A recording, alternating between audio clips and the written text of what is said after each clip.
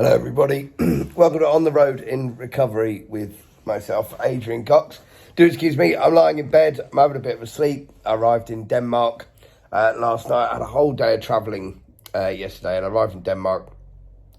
And I've got a bit of a cold. I've had loads of lateral flow tests, I've had PCR tests, and they've said, you've got a cold. So if I sound a bit, it's because of that. Anyway, I hope you're all well. Nice here. I'm at the Radisson in Copenhagen.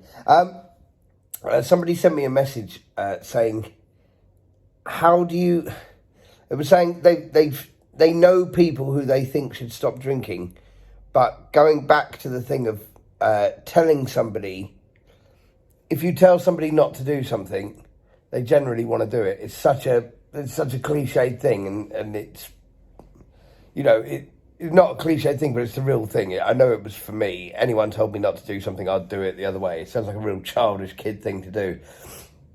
So how do you, if you know that someone's suffering with addictions, you can see they're really suffering, you know, how do you offer up help without putting or spurring someone on to go the other way?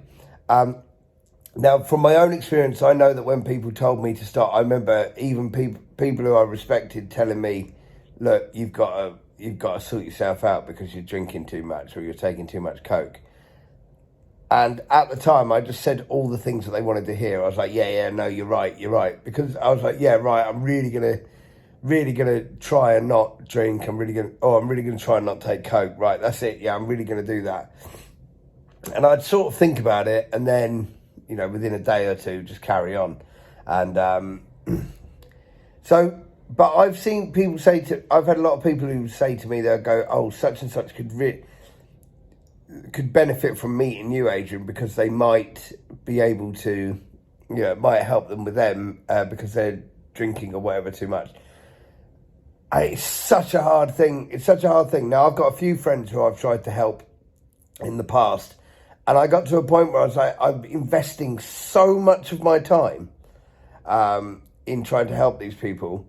And I feel quite bad saying this, but you invest so much of your time, and each time they just, you know, it's the thing, it's like, if somebody relapses or goes out, as you know, and you're able to say, my thing is, if you have a relapse, it you know, not saying, oh, it doesn't matter, just do that, make sure it relapse. I'm not saying that, but it's what you do after that. It's if you do so, you know, you can't dwell on the past because you can't change that. If you suddenly went off and had a drink, if I was helping you not drinking, and then one night you had a drink and you went, oh no, and the next day you go, oh my God, I can't believe I did it. Oh, I feel terrible. I feel awful. Shit. Oh God. It's like, well, look, you can't change that. So you can't change the fact that you've done it. So there's no point dwelling on it. It's how you conduct yourself now after that. You know, what do you do to, you know, you go, okay, well, I fucked up. And you carry on. But then there's other people who I've tried to help. And I've spent, you know, over so many times, time and time again, helping. But they've never they've never flicked the switch to say, oh no. It's once you get through it and they say, oh, well, I want to get to a point where I'm just going to have 1 or 2 drinks. It's like, you're never going to do that. If you're an alcoholic, you're never just going to go and have 1 drink. Or 2, you're never going to do that. That's the whole reason you're in this position in the first place. And then you see those people and they were always going to have a drink. They'd always decided that they were going to have a drink. And it's really hard for me to go, well, I'm wasting my time trying to help you, and you've already in your brain going to have a drink. And also you're wasting your own time, because all that time that you're not doing that, like, stressing yourself out, not drinking, going, oh God, I'm not drinking. Oh, but I can't wait till when I do actually, right, I'm going to do this many days and then I'm going to have a drink. It's just pointless. I personally think all these stop drinking for a month thing, depending on how you drink. If you're someone who has a glass of wine every night and you're not, or, you know, take it or leave it and you go, well, actually, I'm just not going to drink for the whole of the month. Fair enough. But people who drink a lot and binge drink and do all that, and then, we're going to do Stoptober. and then they stop for a whole month and then cane it in November. I think, it's funny, it's really hard. Sorry, I'm rambling a bit, but it's really hard when you talk to people who are doing that, going, oh yeah, I'm like you. It's like, you're not like me. You're stopping for 1 month. You still drink at the end of it. And this is what someone said to me. They said, if you're someone who's gonna just drink at the end of, if you've got it in your head, oh yeah, I'm going to stop for a year and then I'm going to try and drink again, like just having you may as well not stop. Because all you're doing is you're just putting your whole brain and body through so much stress. All right, it's good that you had that time off. Maybe you'll stop drinking. But if you set on the fact that you're going to have another drink, you may as well be in the pub. That's what I think anyway. Anyway, so how do you encourage someone that you know, if you know that they're really struggling? Now, my thing is I don't judge other people. I don't judge people for drinking. What I do is I get extremely annoyed when I spend a huge amount of my time helping someone who will then take it all for granted at the end. And not that I don't want thanks or praise for anything that I'm doing, but it's when it's just shunned as it's like, oh, well, I didn't like that. That's annoying, that is.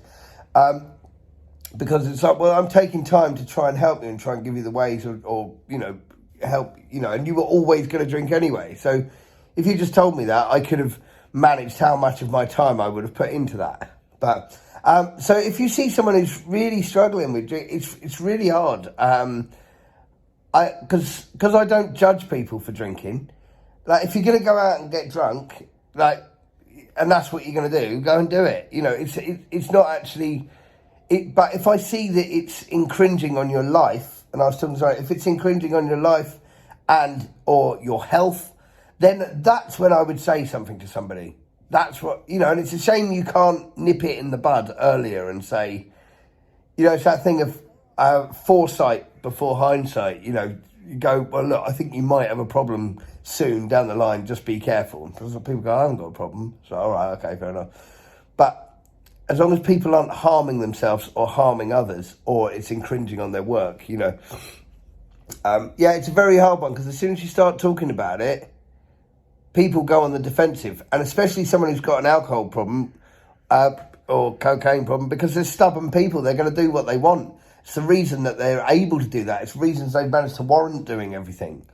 But once the switch goes the other way, it's good. It can help, but it's really there's a fine line between pissing someone off, like being like a nuisance, or actually really helping them. So I think you just have to kind of keep your, you can't be someone who bends someone ear going, oh, I think you're drinking too much, or I think you're doing this, or I think you're doing that. Also, in the same way that I used to when I was drinking, I used to think, well, I would surround myself with at least one person who was drinking a lot more than me. And I go, well, I don't drink as much as him. And then you go, well, that's all right then. I don't drink as much as that person, until you start realising that person died, then another one of those people died, and then another one of those people died. And then you go, oh shit, it's me. I'm the top one now. So to answer the question, sorry, this is a bit rambly. It's almost like I'm having a bit of a rant, but I'm not. I'm just trying to, how do you... Yeah, you can't be nagging someone. If you go into, because you will know what it's like. If you go, oh, I think you're drinking too much. Oh, I think you need to see a counsellor. Oh, I think you need to do this. You can't tell somebody that. You just need to ask if someone's all right. My friend asked me in the pub the other day. It was brilliant. He just said to me, how do you cope with, how are you coping? How are you finding not drinking after all these years? I said, it's a weird one, because I'm only ever one sip away from having, if I had a sip on a pint, I'd drink the rest of the pint and then get on the piss. He's like, that's mad. I'm like, yeah. So I said, but that's what keeps me going. I'm like on the edge. That's why I'm mental, and have a great time. Like, hey, so that's the exciting part of my life, and that's what, you get such a thrill out of that, and as with all the things, if I had a cigarette, I'd start smoking again. But you have to work on that, and that's a hell of a lot of thing, So but I think asking someone if they're all right, are you all right? How you do? Maybe ask them something else about their other life. You know, ask how their job is. How's your job? Oh, actually, I'm finding my job really hard. Oh, why is your job really hard? Oh, God, I keep I keep going to work with a hangover, or I can't go into work because I'm just drunk. Can't do it. You know, try and ask them how they are, rather than pointing out, oh, well, you drink too much. You know, you got to remember that it gets hold of people, and alcohol's. I was talking to my friend about it last night. Alcohol's such a bastard because it's so readily available. It's readily available. It's expected. And I see on all of these recovery sites, you know, people saying, why do I have to, you know, tell people why I'm not drinking?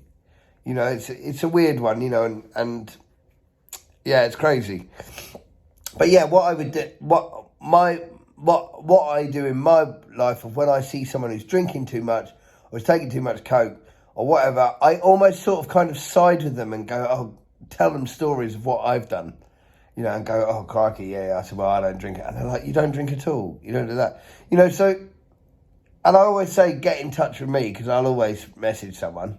And because I don't judge anybody. The thing is, you can't judge people. And if you don't, it's very hard. Someone who doesn't drink as much as someone who drinks that much will judge. There's no doubt about it. So, anyway, I hope that's answered a bit of that question.